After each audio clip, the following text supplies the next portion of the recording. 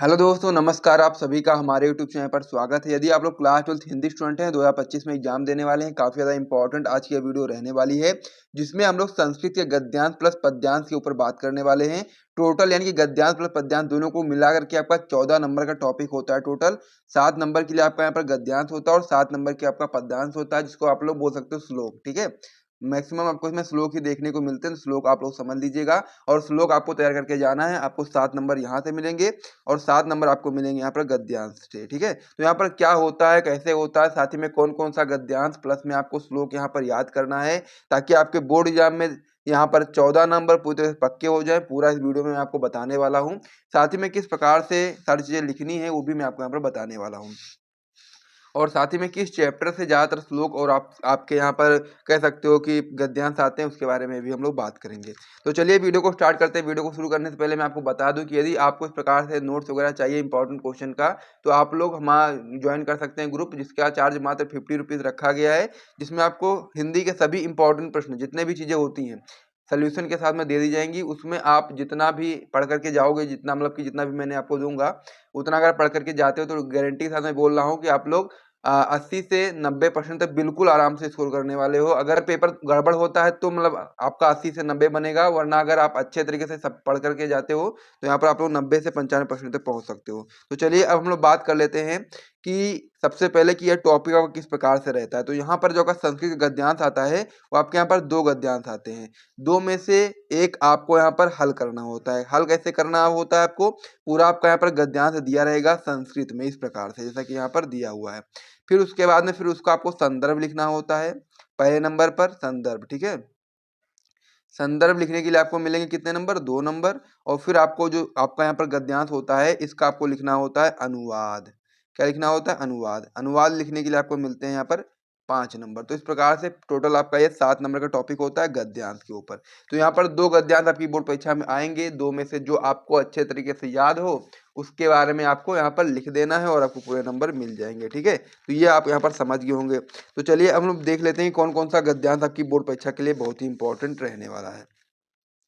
तो यहाँ पर क्वेश्चन नंबर 8 होता है आपके पेपर का, जिसमें आपका इस प्रकार से क्वेश्चन दिया रहेगा कि दिए गए संस्कृत गद्यांशों में से किसी एक का संदर्भ सहित हिंदी में अनुवाद कीजिए। इस प्रकार से आपका रहेगा और फिर नीचे आपके 2 गद्यांश दिए रहेंगे।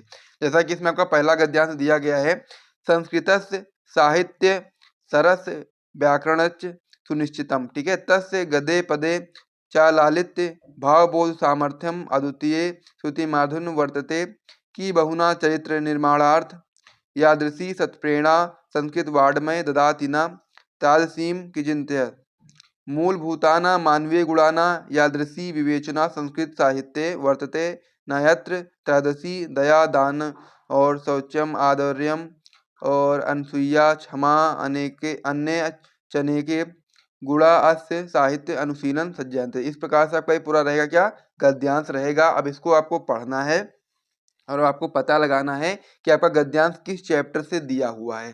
तो यहाँ पर ये कैसे आप पता लगाओगे कि आपका ये गद्यांश किस चैप्टर से दिया गया है।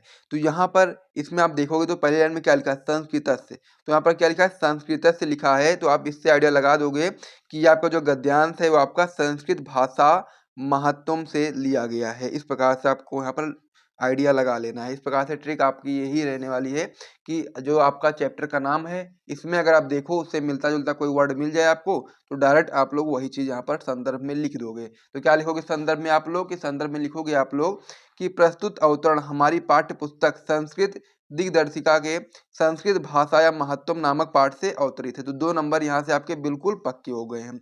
अब आपको इसमें बताना है अनुवाद। तो यहाँ पर अनुवाद इसको आप पढ़ करके बता सकते हो और वरना आप इसको याद कर सकते हो। और ये बहुत ही इंपॉर्टेंट आपका एक गद्यांश होता है, जो भी मैं आपको यहाँ पर बताने वाला हूँ सभी आपके बोर्ड परीक्षा के लिए बहुत ही इंपॉर्टेंट गद्यांश और साथ ही में श्लोक यहाँ पर रहेंगे। तो यहाँ पर ये बहुत ही इंपॉर्टेंट है, तो इसको आप लोग अच्छे तरीके से याद भी कर सकते हो और साथ ही में समझ सकते हो आप लोग। जैसे कि क्या दिया गया पहली लाइन में, संस्कृत से साहित्य सरस। सरस का मतलब क्या होता है, सरल है। ठीक है, इस प्रकार से आप समझेंगे कि जो संस्कृत का साहित्य है वो सरस है, यानी कि सरल है। आगे क्या दिया गया है, व्याकरणश्च सुनिश्चितम, यानी कि जो इसका व्याकरण है वो कैसा है, सुनिश्चित है। इसी प्रकार से आपको यहाँ पर लिखना है कि संस्कृत साहित्य सरस है या फिर सरल है और इसका व्याकरण सुनिश्चित है। आगे इसमें दिया गया है, तस्य गदे पदे चा लालित्य भावबोध सामर्थ्यम ठीक है, इस प्रकार से आपका दिया गया, तो इसमें आप बताएंगे इसमें कि इसके गद्य और पद्य में लालित्य भावों को स्पष्ट करने की शक्ति और साथ ही में अद्वितीय तुति माधुर्य वर्तते है, यानी कि क्या है आपका अनुपम श्रुति मधुरता है। इस प्रकार से आप बता देंगे। आगे इसमें दिया गया है कि बहुना चैत्य निर्माणार्थ यादृशी सत्प्रेरणा संस्कृत वाड में ददाति न तादसीम किश्चिदंत। इस प्रकार से आपका दिया गया, तो इसका मतलब क्या होता है कि यहाँ पर है कि अधिक कहने से क्या, चरित्र निर्माण के लिए जैसा विवेचन जो आपका है वो संस्कृत साहित्य देता है वैसा कोई अन्य साहित्य नहीं देता है। यही चीज आपको यहाँ पर बताएंगे कि मूल भूताना मानवीय गुणाना यादृशी विवेचना संस्कृत साहित्य वर्तते नादत्र तादृशी, यानी कि जैसा कह सकते हो चरित्र निर्माण के लिए जैसी विवेचना संस्कृत साहित्य देता है वैसा कोई अन्य साहित्य में नहीं है। आगे बताएंगे इसमें, ठीक है। फिर आपका क्या है इसमें कि मौलिक मानवीय गुणों का जैसा विवेचन संस्कृत साहित्य में है वैसा दूसरे की साहित्य में नहीं है। आगे इसमें क्या है, दया दान शौचम औदार्यम अनुसूया क्षमा अन्य चनेके गुणा हास्य साहित्य से अनुशीलन सज्जायन्ते। तो इसका मतलब क्या होता है कि जो आपका दान है, दया है, पवित्रता है, उदारता है, निंदा न करना, क्षमा और दूसरे अनेक गुणों का विकास है, जिस प्रकार से अनुशीलन जो है वो संस्कृत साहित्य में है वैसा किसी अन्य साहित्य में नहीं है। इस प्रकार से आप लोग यहाँ से यहाँ तक लिख सकते हो, लेकिन आपको ये पढ़ना पड़ेगा संस्कृत में। अगर आपको अच्छे तरीके से आता है तो ठीक है, वरना आपको इसको अच्छे तरीके से याद करके जाना पड़ेगा, तभी आपको पूरे नंबर मिलेंगे। तो यहाँ पर पहला वाला जो गद्यांश था वो कंप्लीट हो गया है और काफी इंपॉर्टेंट आपका ये होता है, 7 नंबर के लिए आपकी बोर्ड परीक्षा में आता है। और आप मॉडल पेपर या फिर पुराने साल के पेपर उठा करके देखोगे तो कई बार ये क्वेश्चन आपकी बोर्ड परीक्षा में आया हुआ भी है। तो इसको आप लोग अच्छे तरीके से तैयार कर लीजिएगा। और साथ ही में एक बात और यहाँ पर ध्यान रखिएगा कि ये वाला जो चैप्टर है आपका है संस्कृत भाषा या महत्व, इस चैप्टर से आपकी बोर्ड परीक्षा में हर साल आपके गद्यांश आते ही आते हैं। तो इसीलिए आपको इसको अच्छे तरीके से पढ़ना है ताकि जब भी आपके इस चैप्टर से आए और आप लोग आराम से कर ले जाओ। मैक्सिमम मान के चलो आप लोग यहाँ पर कि 80 से 90% संभावना है कि इसी चैप्टर से आपकी बोर्ड परीक्षा में देखने को आपको मिले। तो पहला वाला गद्यांश आपका कंप्लीट हो गया, हम दूसरे ओर की बढ़ जाते हैं। दूसरा आपका इसमें दिया गया है संस्कृत साहित्य आदि कवि वाल्मीकि महर्षि व्यास कवि कुलगुरु कालिदास अन्य चा भास भारवी भवभूतदयो महाकव्या स्वकीय रत्न रत्ने अध्यापि पाठकाना हदि विराजन्ते ई भाषा अस्माभि मातृसम सम्माननीया वंदनीया च यतो भारत मातु स्वतंत्र गौरवम अखंडत संस्कृतमेव च संस्कृत नेतृत्व सुरक्षित शक्यन्ते ये संस्कृत भाषा सर्वासु भावासु प्राचीनता श्रेष्ठा च अस्ति तथा सुकुमतम भाषाओं मुखा मधुरा द्रव्या गिरवाण भारती। इस प्रकार से ये दिया गया है, ये भी आपका गद्यांश, ठीक है।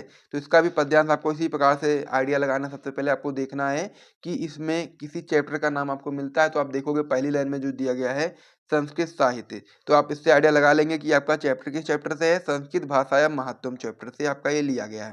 तो इस प्रकार संदर्भ में आप लोग यही लिखोगे, प्रस्तुत अवतरण हमारी पाठ्य पुस्तक संस्कृत दिग्दर्शिका के संस्कृत भाषा या महत्वम नामक पाठ से अवतरित है। इस प्रकार से ये वाला जो पद्यांश होता है मतलब गद्यांश होता है ये भी आपका बहुत ही इंपॉर्टेंट होता है, इसको भी आपको अच्छे तरीके से याद करना होता है। और यहाँ पर अनुवाद करोगे आप लोग इसमें, तो पहली लाइन दी गई है आपकी संस्कृत साहित्य आदि कवि वाल्मीकि महर्षि व्यास कवि कुलगुरु कालिदास अन्य चा भास भारवी, ठीक है।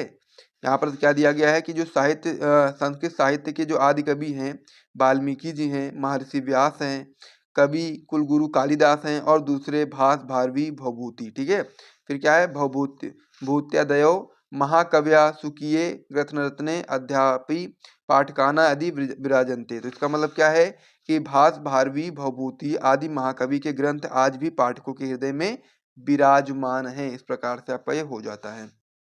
आगे है ई भाषा अस्माभि मातृसम सम्माननीया वंदनीया च यतो भारत मातु स्वातंत्र गौरवम अखंडत्व और संस्कृत मेक च संस्कृत नेतो सुरक्षितो शक्यन्ते। इस प्रकार से आपका है। तो इसका मतलब है कि यह भाषा हमारे द्वारा भारत माता की मतलब कि हमारे यह भाषा हमारे द्वारा माता के समान आदरणीय और वंदनीय है, क्योंकि भारत माता की स्वतंत्रता गौरव अखंडता और सांस्कृतिक एकता संस्कृत से ही सुरक्षित रखी जा सकती है। आगे क्या बचा है कि ये संस्कृत भाषा सर्वासु भावासु प्राचीनतमा श्रेष्ठा च अस्ति तथा सुष्ठुगतम भाषाऊ मुख्या मधुरा दिव्या ग्रीवाण भारती इति, इस प्रकार से आपका ये है। तो यहाँ पर आप लोग बताएंगे कि यह संस्कृत भाषा सब भाषाओं में प्राचीन है और साथ ही में श्रेष्ठ है, इसीलिए यह सब ठीक कहा गया है कि संस्कृत भाषा सब भाषाओं में मुख्य, मधुर और दिव्य है। इस प्रकार से आपका ये गद्यांश भी हो जाता है और ये आपका वेरी वेरी इंपॉर्टेंट गद्यांश होता है। ठीक है, क्या होता है आपका वीवीआई आपका गद्यांश होता है, इसको आपको अच्छे तरीके से पढ़ना है, तभी आपको अपने बोर्ड एग्जाम में अच्छे नंबर मिलेंगे। तो इसे भी आप तैयार कर लीजिएगा। मिलेंगे नेक्स्ट वीडियो में और भी इंपॉर्टेंट गद्यांश के साथ में। यहाँ पर मैं आपको 5 गद्यांश बताने वाला हूँ। ठीक है, 5 गद्यांश मैं आपको बता दूंगा, 5 में से 5 तैयार करके जाना, गारंटी के साथ बोल रहा हूँ कि 7 नंबर यहाँ से बिल्कुल पक्के हो जाएंगे। फिर श्लोक की बारी आएगी, तो श्लोक में आपको यहाँ पर 8 से 10 श्लोक बता दूंगा। श्लोक आपके छोटे छोटे होते हैं, तो 8 से 10 जो बहुत इंपॉर्टेंट है उसे बता दूंगा, उसे आप पढ़ लीजिएगा, वो गारंटी के साथ आ जाएंगे, उसमें भी आपके 7 नंबर बिल्कुल पक्के होंगे। तो यदि आपको यहाँ से वीडियो पसंद आए तो वीडियो को लाइक करिए, चैनल को सब्सक्राइब करिएगा। मिलते हैं वीडियो में, तब तक के लिए जय हिंद।